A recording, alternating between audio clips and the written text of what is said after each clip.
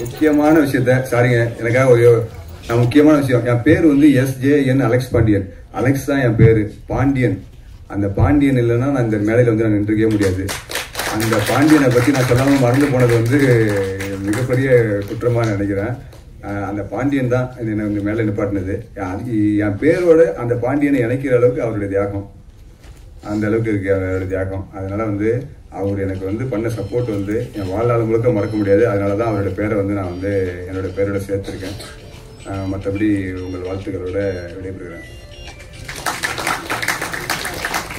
கடின உழைப்புகளுக்கும் படி உங்களுடைய இந்த திரைப்படம் நிச்சயம் வந்து ஒரு வெற்றி திரைப்படமா திரையுலகத்துல வந்து வலம் வரும் அப்படிங்கிறது எங்களுக்கு நம்பிக்கை இருக்கு. அதுக்கு உங்களுக்கு அனைவரினுடைய வாழ்த்துக்களும் சார். அடுத்ததாக பல்வேறு திரைப்படங்கள் அவர் படம் எல்லாமே நமக்கு ஒரு தாக்கத்தையும், அந்த படம் பார்த்ததுக்கு அப்புறம் எல்லாம் நம்ம கண்ணு கலங்கும் அப்படிங்கிற அளவுக்கு சுந்தரபாண்டியன், இது கதிர்வேலன் காதல், சத்திரியன் போன்ற பல்வேறு திரைப்படங்களின் மூலம் நமக்கு அறிமுகமான இயக்குனர் SR பிரபாகரன் சார் அவர்களை சில வார்த்தைகள் பேசுமாறு அன்போடு அழைக்கிறோம். அன்பிற்குரிய அனைவருக்கும் வணக்கம். ஸ்டேஜ்ல இருக்க எல்லாருமே நிறைய படத்தை பத்தி ஃபுல்லா பேசிட்டாங்க. எனக்கு என்ன பேசுறதுன்னு தெரியல. இருந்தாலும் என் மனசுக்கு என்ன தோணுதோ அதை நான் வாழ்த்துறேன். கிறிஸ்டினா கதிர்வேலன் ரொம்ப அழகான ஒரு தலைப்பு.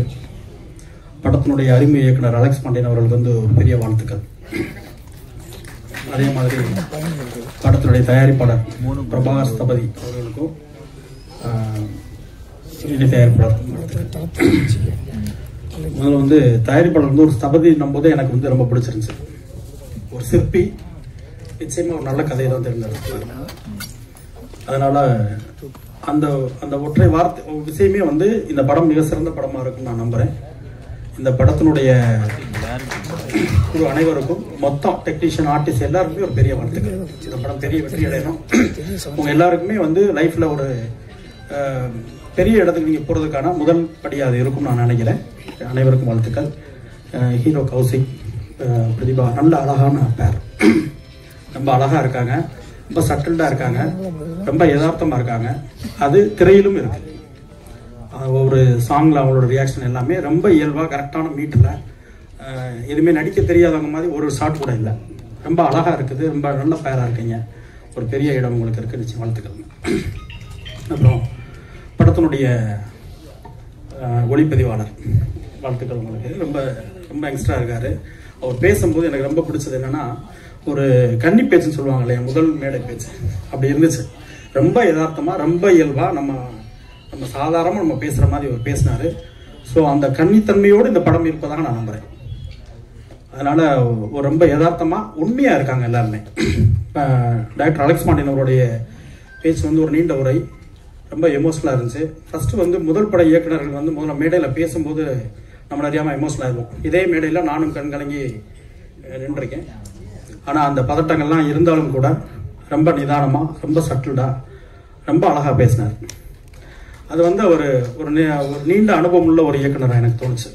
ஸோ அவர் பேச்சு எனக்கு என்ன தோணுச்சு அப்படின்னா, நிச்சயமா இந்த படத்தை பதட்டம் இல்லாம ரொம்ப அழகாக எடுத்திருப்பாரு அப்படின்ற ஒரு நம்பிக்கை கொடுத்துச்சு. அப்புறம் அந்த படத்தை பத்தி நான் முக்கியமா பேசணும் அப்படின்னா, எங்களுடைய இசையமைப்பாளர் ரகுநந்தன் சார். ரகுநந்தன் சார் பொதுவாக வந்து ஒரு விழாவுக்கு நம்ம நினைக்கும் போதெல்லாம் வந்து நம்ம அலுவலகத்துக்கு வருவாங்க. அதுக்கு 2 தடவை ஃபோன் பண்ணுவாங்க. பழைய இருந்தாலும் கூட போய் நேரம் கூப்பிட்றோம் அப்படின்னு நினைப்பாங்க. அதெல்லாம் வரல. ஒரு ஃபோன் பண்ணி, ஜி இந்த மாதிரி ஃபங்க்ஷன் ஜி வந்துருங்க ஜி அப்படின்னாரு. வேற ஆள் இருந்தால் வேலை இருக்குன்னு சொல்லியிருப்போம். என்னதான் அப்படி கூப்பிட்டுருக்காரு, எல்லாருமே அப்படி ஒரு கால் பண்ணி போற போக்கில் வந்துருக்க பிரசாத்துக்கு ஒரு ஃபங்க்ஷன் இருக்கு அப்படின்னு சொல்லி கூப்பிட்டுருக்காரு போல. அப்புறம் என்ன பண்ணி வச்சிருக்காருன்னு தெரியல சார். இந்த வந்து நானும் பேசின அத்தனை பேரும் வந்து ரகுநந்தன் சார் சொல்லாத ஆட்கள் கிடையாது. அது வந்து என்ன சார், என்ன கவர் எதுவும் கொடுத்துட்டீங்களா அப்படின்னு கேட்டு ரகுநந்தன் சாருக்கு வந்து பெரிய வாழ்த்துக்கள். அவருடைய தென்மேற்கு பருவக்காற்று, சுந்தரபாண்டியன், நீர்ப்பறவை, அதெல்லாம் வந்து ஒரு டோட்டல் ஆல்பமாவே ஒரு பெரிய ஹிட் சாங்ஸ். இன்னமும் எல்லா பக்கமும் பெரிய ஹிட்ல எல்லா பக்கமும் கேட்டுக்கிட்டு இருக்க பாடலுக்கு சொந்தக்காரர். சமீபத்தில் கூட அயோத்தியில காற்றோடு பட்டம் போல ரொம்ப அழகான பாடல். அது கேட்காத திசைகளே கிடையாது, அப்படி ஒரு சாங் அது. இன்னைக்கு காலையில் கூட அந்த சாங் நான் கேட்டுக்கிட்டு இருந்தேன்.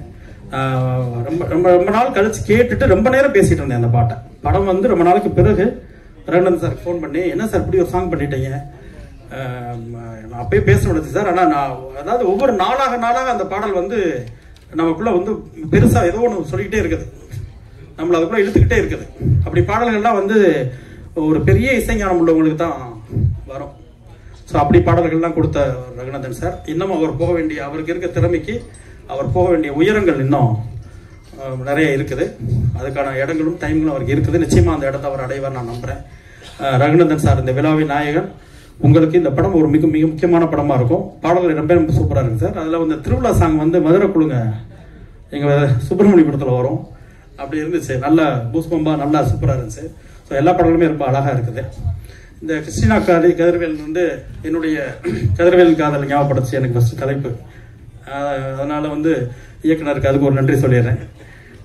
இந்த தலைப்பை பார்க்கும் போதே வந்து ஒரு கிறிஸ்டின் பெண்ணுக்கும் ஒரு இந்து பையனுக்குமான காதலா தோணுது. பொதுவாக வந்து